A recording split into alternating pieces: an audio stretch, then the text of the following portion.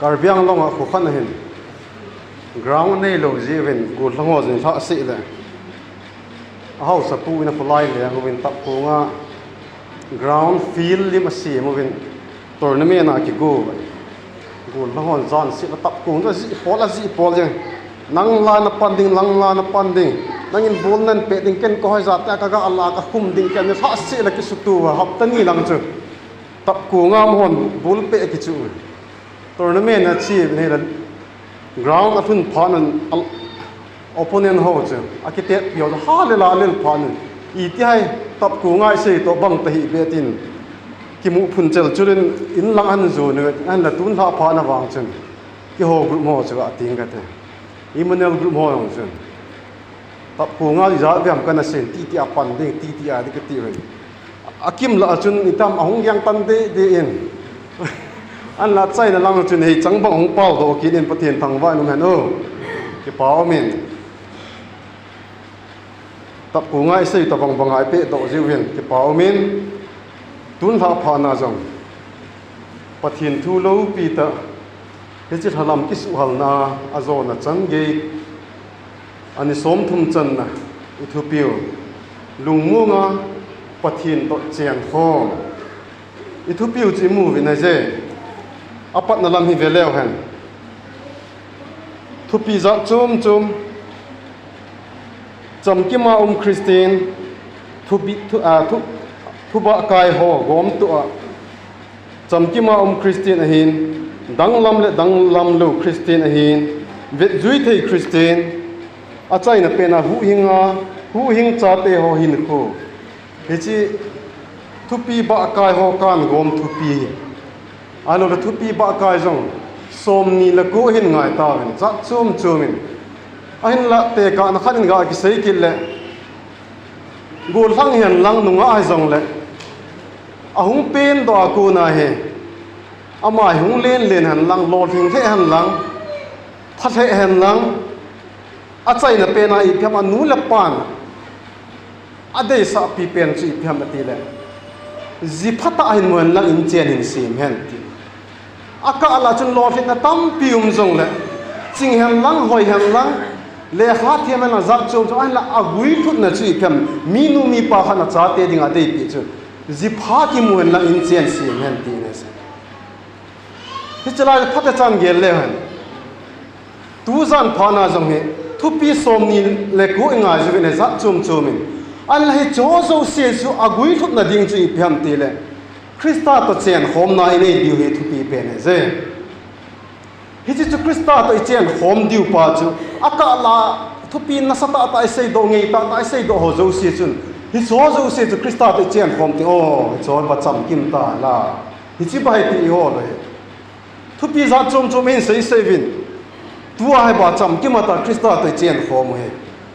an la hi chi sei do na diu wa tun ha thu pi ngai khalu ho an le si thupi a lo ho dinga chu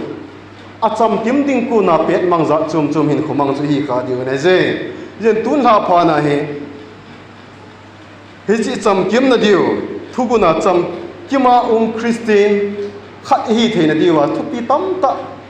ki go na ding za chum ki na ding za chum pi hi na ding za chum tho ding za chum in se ho zo se chu Christian khat dinga man cha ai za ki zep na hi za hoi na hi za hat na hi za lo pi na hi za an la he cho zo se su kum khana a hi mo nge tia sil a ki ta na sui a ki ji khum na tun lai pathin to I chen khom diu pa he a hi na je I je ne che chom cha I sei do na de ven ke ma jong thing del kai pakai a nga ki than do na chom cha taw ne jing ka te ka ki pai he pa na cha ke ma jing ta jong pakai thing lel tha sam jing ta jong lang pakai nang ma lung sit na za len he chi na ho bung mi cheng to pakai tu tha thalam bula ko na pakai nang ma phat thei bu na kin pi na za len ni som thuma dinga program ka na gung ven pakai he cho zo sem pakai nang ma pi na za la zat chom lam chom in patep na za cham ei su mo diu thu la tam pi hin kho hong su do ding tam pi ho jong pakai nang ma pi na za la hi cho zo siong ei su bu wa pang zo lo wa tu zan phana pakai thu pi som thum chan ho chan gya pakai thunga ngai khoma sei khom ki tadinga kum jerne min thing ka thang vai ne zeng na supa ke ma jong pakai thing le la sam chon sit na tha sap na dim set kai bo ve pa hi zong la pakai na lung sit na khut thinga nang man nei su thinga nang man nei mang chan tia na khut thinga ki thana thui chinga chu e hu hing pu ka pakai Jesus Christ min thing ta pana ka tau hi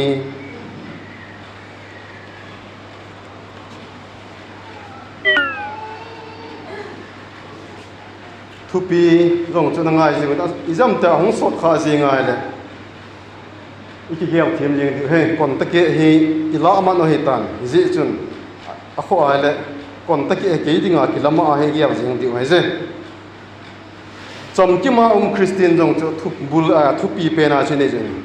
chom ki ma ho ding pathin thu a hi pu le tun ha pa nai ap thupi ai ga gu jing ma sang wai a point za chum ngai to diwa ka ga de chi kam tel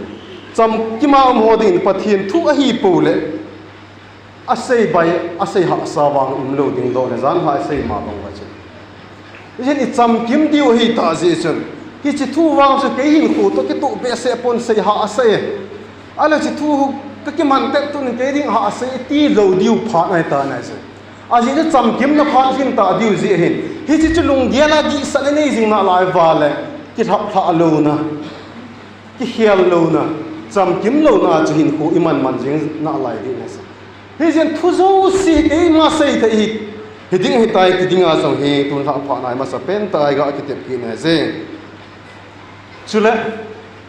mi tam pi ni sei jen ken jong ka sei jen no jong na sei jen pathian cha te chan tho hi lovin tu ni tha pha nai pathian cha te hi wa I chan zo ki tho ding zo ka de ki na je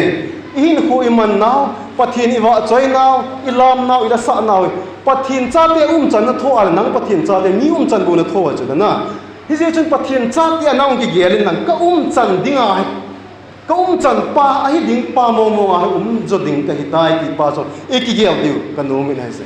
mi kha cha ga Allah ma hung tui thi ma la sagao mi ho cha tho ai pu na se ama hi na ding chan a ki tho ki he no nga je na oli tin ge lo vai itam seminar he do la ke mam phat han lang a kon ta tep loin thupi yong I dei ki sei ti han lang chil so ning yo la ni num jep ding hen ala thupi je hen a ki ha pe gam la thei po ni je chen tun la pha na cham kim na Christiana khat hi na cham kim na hi na ba na Christa to cheng khom alo le pathian to cheng khom hi na dinga hi ingai tu diu I gel kho jing diu thu tam pi hi o mi na je chu zong le I het diwa ma sa pen ta ga de num ga de sa chi piam niam tam pi hen mi ho mu na zapi mu na mi mu na hi phat lu ti gel pe jin ala mi mu lo na hi lung thim I chon chani a phat zo lo na hi chila hen pathin to khom hi na deng nai thei pu na se ka sei do nom ka chi thame dia le pathin cha di ta pathin to khom na hi a le pathin hin ho in sunga zapila num na hi pathin kun na sa sa be se lo mai aji chu ahin ve ching ding asin a phat ve ding mi za ka nai se ahin la mi hot amu lo mo mo nga a changa uma lunggel pha sit agial ding pha na ke man pathin ke man chilai ting zo ken ve nang ka te ti pathin lunggel zo hi nei jo nga ji reason cham ki ma wa pathin to chen khom wa la mi lo ting zo la pathin to cheng khom ka hi ti point zo hi na ki nei ngai tu jing ne tu kan yo chule a point na chai na dinga thupi ai lu ma sang wa point khat ka ga sei do ki nom ji thiam ti lấy sự chung hen mi thiam ta khat mi ching ta khat hi na dinga zo hin inui pan zong ala anu mi zong ngan si thevin ala lo thit na zat chom mi ngan si thevin ala I pi pha mo pu na zat chom mi ngan si thevin na ze mi ngan si thei thilo mi na ze mi ngan si thei thil jong so tam ta o mi na ze ala tu ni tha pha na he pathian to na chen khom lo ding hi mi ngan si hin ka su pe ho nang ma ta na ki pa na nang ma ta na ki gial kho lo wa la azole in sunga mi khat alam lam mana representative ma ki vai pu the pu na je pathian to chen khoma pathian la the hin khu man na ding ai cái gì cho thằng gạo mít hết mà nào chứ cái dòng thì riêng đình cái phụ này chứ cái pastor kia cái gì nu pastor cái gì là cái gì nu van gam nút đi cái phụ này chứ thì gì chứ in sung khăn nào chứ ama bo nó kuti in sung mi ti mi vet na ding zong đi phụ này gì chứ bắt thiên ni chăng chi ai cái câu này chứ khó là cái gì pastor thì zong là cái gì zong mắn mộ thế na nắng cho hát làm nó in sung mi mắn mộ thế chứ là bắt thiên thu là xây sa là thiên su ding rồi chứ zal khôn khăn nagi khom khát kila khát kida cái đấy thì là chỉ lung lung đinh cái xây mà sao chứ là cái gì ấy mà cái hầm bồn thil mu đinh cái bộ này chứ cái gì khom pi cho pastor nu hi mà nào cho mang van gam lúc đi đinh cái bộ là cái lối nu cho thằng mình mà nào cái gì khom pi mà nào cho van gam lúc đinh cái bộ này chứ cái mà cái hầm bồn là đinh cái chỉ là ở mê cái gì representative mà hun cái khát so là nắng cái cái rồi nắng bệ ti rio ti thế bộ này chỉ có số cái tuôn hai hòn iho vụ phát thiên tới chen hom điều van gam lút na ding phát thiên lung tới giao na ding hi gì hin pastor ho lele phát ding ki yal cái pastor ho lele van gam lút na nắng na lút đầu ding num na sa ti nga hi gì hin chỉ azong thằng chip na ni nga jai chu pastor ho sanga ka phát gut lo wa hele evangelist pastor ka na sat gut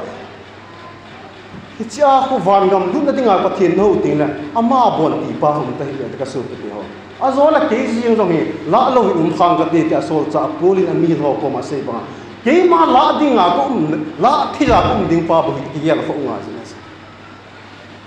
nên pa số le van gam lúc tiếng à phát tiếng à ngay tu khava giống là trong chu ha đi zo lo tiếng van gam cái tiếng à cái sin bắt thiên hi cái to chén khom dinga cái xiêm hi mà hi pathian to ka chén khom de in hi cái dinga cái xiêm mai pathian rong chu cái mà to chén khom de hi ti bai nang le ki sin cái ngai tu lo wala phat ding chu mi khat to ne be a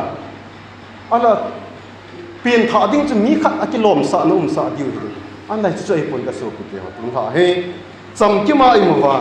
nang zong dau nei le la lung mong se la chi ong lung ding pathian leng ga mi nga wa pakai ta lung mong se la chen khom diu pai thu pi na je pathin thu ni mu na je ize na mi ti le hiti na se je mi chung nung choi sanga pa amin zong athing ki ti pan keima chung sang mun thinga ka chengin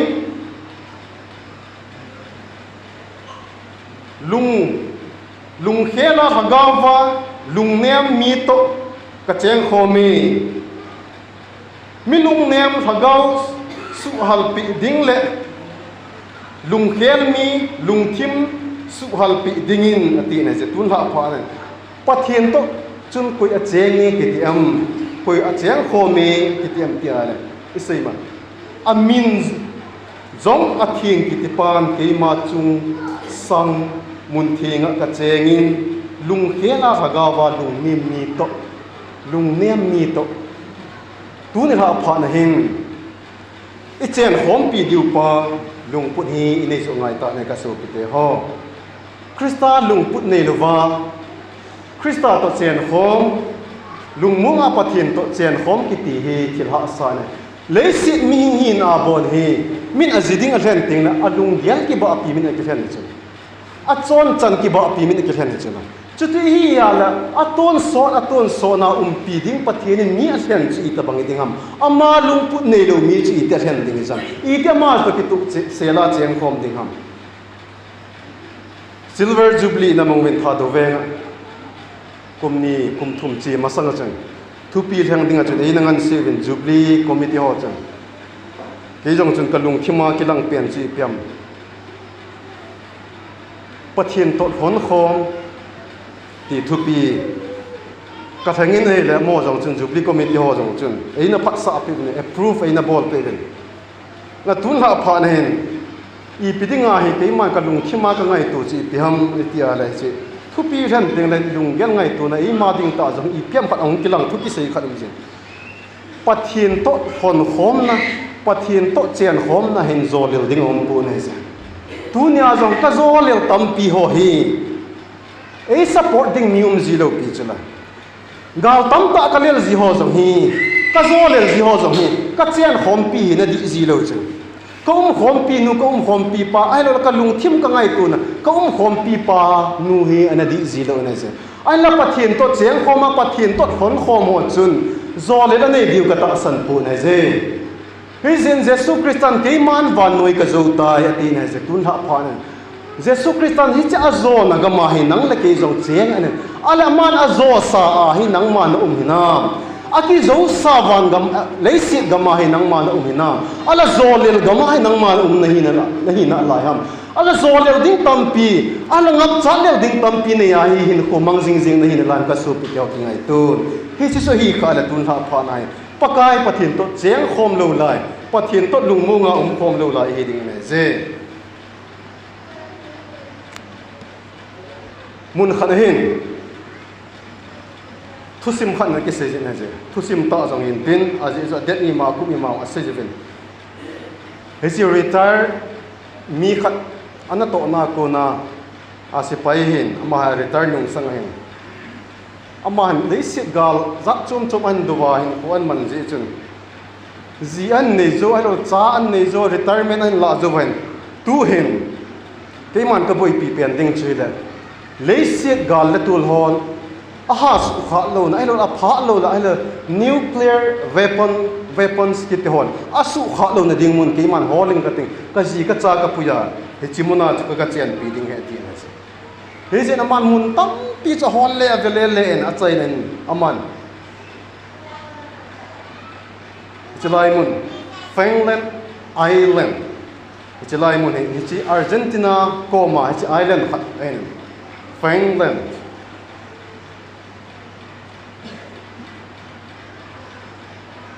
lai spelling chu ka ji di zek don he lai Falkland zo he Falkland island ki timona hen au min na je he cha chun azia cha te a ki puisin a chi na he na ai lawang sit ta hen ama a chen na he chi Falkland islands he chi mon hen I hung ti tam ti le 1982 ku ma hen Great Britain to Argentina ahung ki do pha nen he chi Falkland island ki timon chu amho gal sat namun gal letul mun ahong hi fakita na se aman a house sat anei lagu zak chum chum pu a leisit gal letul lo na ding mun khat a hola awa le ya hi chi island mun khat Falkland FALK hi chi island mun hin a chi na ga chiang ta hi chi mun chu num pen tam te ti angai tu na anlat 1982 ku main Argentina to Great Britain te ahong ki sa ve ahong boi ta chilai ga le tol mu hong ki ta na se chi tabang leisi din muna hi hin hu iman ka so ki te ho hoi lai ga ma ki chi han lang hi chi ga le tol a nuclear weapon alo la ga le tol a su kha lo na ding lung mon na ding mo hi ki hol han lang ga ki cheng lan ti ana ngai tu em na ngai tu mai the na se ai lai po na ka so ki te ho tu ni pha na hin Jesu Christa ala pathian to ichen khom lo wai lung thim wai pathian a chena pathian to cheng khom lo hi wala mun nom pe na cheng jong la chun nang ma ding mun nom mai di pu na se Christian khan hi na wa Christian di ta khan hi na wa he hi ji wai pathian chakhen pathian cha de hen ta khan hi ji wai boina to lo ding ki gel in ai la boin ho zo si zo the ding zoi pathian ko ma ha nai nei ni wai pathian to chen khom diu pa hi pathian lung de zo na je ti zong hi ngai tu jing diu a kho na se a kho la nei sunga zong na la za chum chum jong hung thung in te hi jo zo se nang ding a gal le tol ba na boi pi a na lung mon mo pi ding na se hi jo zo se zu nang man Krista to na sat khom lo wa Krista to cheng khom lo pathian to lung mu nga cheng khom lo nei kha ai le hi chi zong chu ki ding a ka lel ding ga ki tho ding ne je isen leisi chunga min nom sapen tan te ti ai ngai tu ho jong chu ge lo he te tu ma sang chun he te tarik ge September tarik ge na chun hi chi England leng te royal family a konin Queen Elizabeth II Queen Elizabeth chu athitan hai tarik ge na chun athina koi zuvin tarik som ne chun hello ani som ni som akoi zo wen 19 chun William na ne jevin ha amau in sung sungai tu ka so pite ho lấy siết chunga min nom sapena ingai tu leng te in sungi bachula amho in mai maya cheng lo ai je amho chen namun chu palace ala hitia chu leng in pi bo ne se mo tu ni ge ja cheng ovin ha se a khang khang ko na apu pa ko na hi cha khang bui hung kila chi royal family leng te in su chu hung chi pe a amho chen ho palace ho chi pyam Buckingham Palace, alo St. James Palace, alo Clarence House, alo Kensington Palace, alo Windsor Castle, alo Port Belvedere Palace, leng in pizza chum ahe, anom mo kiti lo anese. Ane diu zong chan diu zong hi agam go menin ai thei pen atu thei pen anom thei pen a hiti ta sa wa cheng wa chu mo zong hi ala mo in sung chu nom jing han lang ki pa jing le in nom pen sunga acheng ta ji wa chun ki pa jing te lew ki lo man chula ala ne tui pen nei ta ji wa chun ki pa jing te lew ki lo ala gari man tam pen atol ta ji chun ki pa jing te lew ki lo ala la lei si na thu nei ta hi ko man ta ji wa chun cham kim lo hing jing ta la ki lo ma chula na ala in sung thu chu ve ki taw te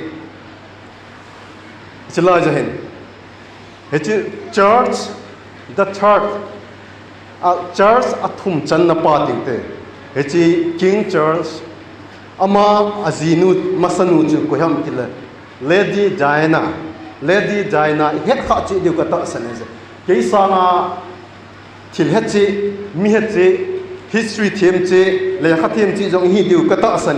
he jen he royal family ho history jong hi het chi diu ka ta san je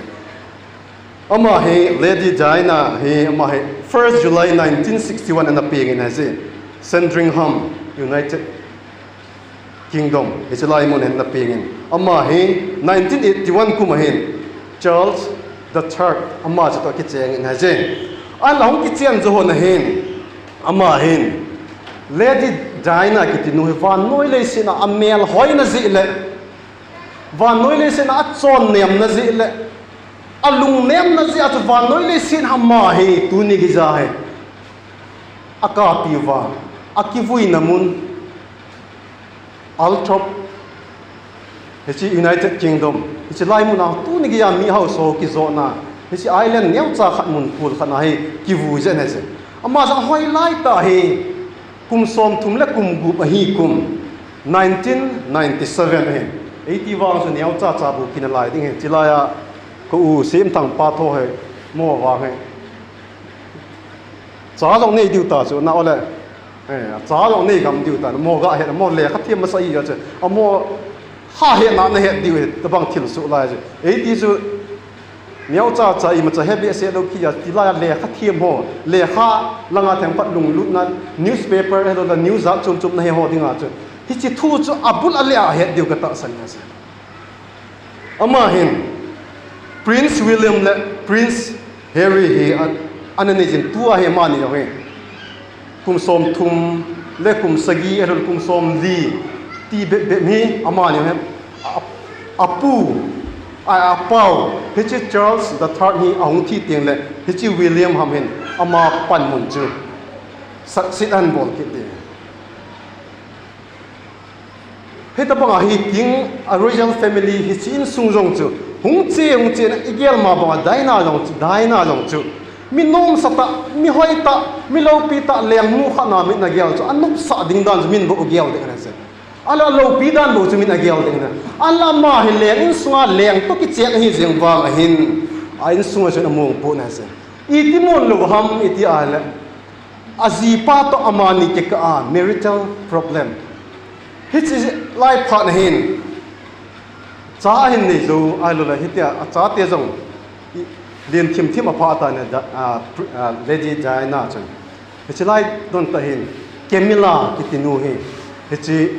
Charleston ai ni ki dei pin ahung ke cheng hon ta na he chong ki chen hon pha chi pyam ti le 1997 na chu lady Diana thia hin 19 na ki cheng hon ta na hitabang boy na za chom in sunga marital problem alol gen thei thu na za chom ahin ni nung sanga hi aman hi divorce ki khen hon ahin a ki khen hon pha na hen hi chi Lady Diana jong hi lunglenga aul hamung mo a valea hotel nom no mun nom no ma achi in a chai na hin sei ma 1997 1st August tam jakai ta hin hi chachul Paris muna Ritz hotel hin cha ko na hin ji ang ke pat to mun phabe achi zo vai mun khan hin car crash a car chun accident an tu in a thita na se hita ba min nom sata ding nu mi hoi pe na mi na gel nu hi Lady Diana chun ain sunga hi leng nu bang hala queen bang hala he princess bang amin an na gel na ngai tu wa nga chu a hin ho ki pa lo dan chu hi chu movie na se hi jen tu ni pha na jong ki house lang ki in cheng han lang in nom pe na ki cheng han lang ki pa tan te ki nom sa tan te tin ana ki neng o so te ho ki pa na ding anai lam pe imu thei pe ni chi pi ham pathian pai chian khom wa lung munga in sunga in ko man diu he pathian ei de sa pe ve ti jong hi e ki het lo fo ina se jen leng in sung te jong chu hi chan gi za in sunga boi na za chum thunga ina se a hau sa zewin na ki pa de po ve ne lo cha lo za chum met tu nei zem wang wa chun a ki pa zo de po ve kar man tam pe na ki pu le zem wang na ki pa zo mi zo se pa chat mi zo se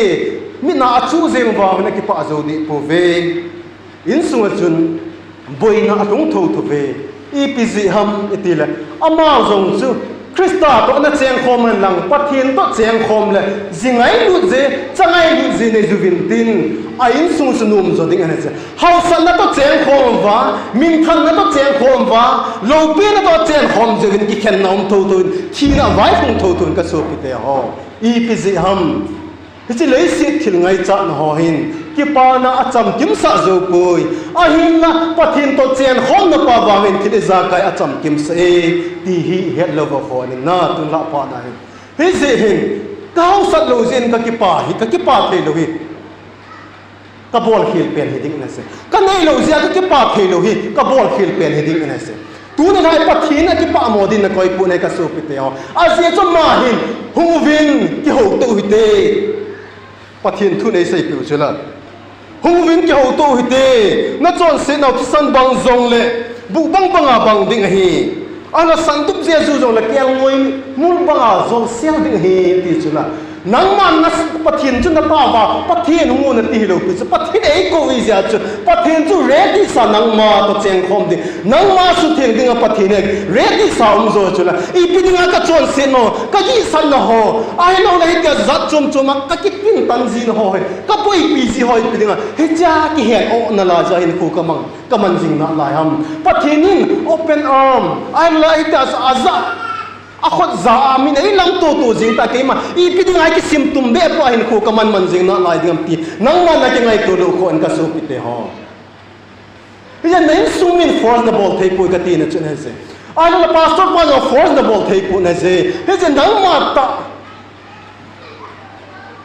me thiu na nga chu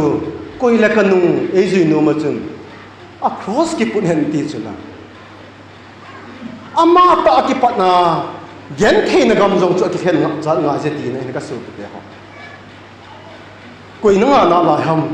na pa na nga na la jam na in su na na nu na sei lo ji an nga na la ham na pa na sei lo ji an nga na la ya an na chanu na cha pa na sei lo ji an nga na la ham a hi poi ka su pi te ho mu la pa na sei ding hai pon cha te na sei ding hai pon pathinin hu na ti zo ne je tun ha pha na jong he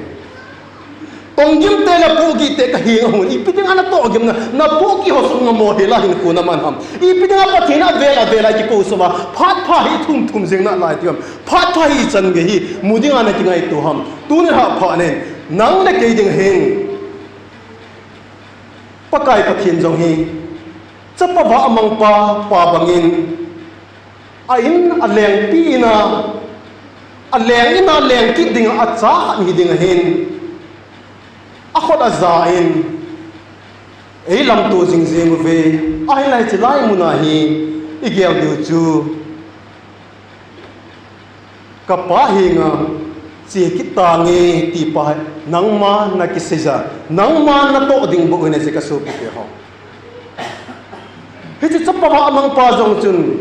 ka pai na che ki tang ka te ti da han lang le ama le ma ki ngai tu a ki se chu la koi ma cha nyong ka sei pe ta lo pi chu chi ka ma chu a gen thei be se ta ja chu ma ki ngai tu ta chu ka pai na che ki tang ka te ti na se koi ma na pai na che ki tang na gen thei be se ta ti pu ne je ka so pi tyo ka pai na che ki tang ka te ti pa bo chun a pai na khu na se tu na pa na i pau ko na pathin toi chen khom pi na diu hen nang ma ta na ki pa na he chi pa win pathin in chen khom pi ti dinga he cha khot a za e nga sing pau he nang man su cham ki milang he chi pathin to ki mutun lang tu ni ha pha nin pakai pathin to chen khom chi dingin in piu e chen khom na diu pathin in chu zun ki ta te ti a chai na pe na e ki tip nau pathin thu chu a za zan pathin in emal som pi ta han ka ki pa e sei khom ding zong om na lai zin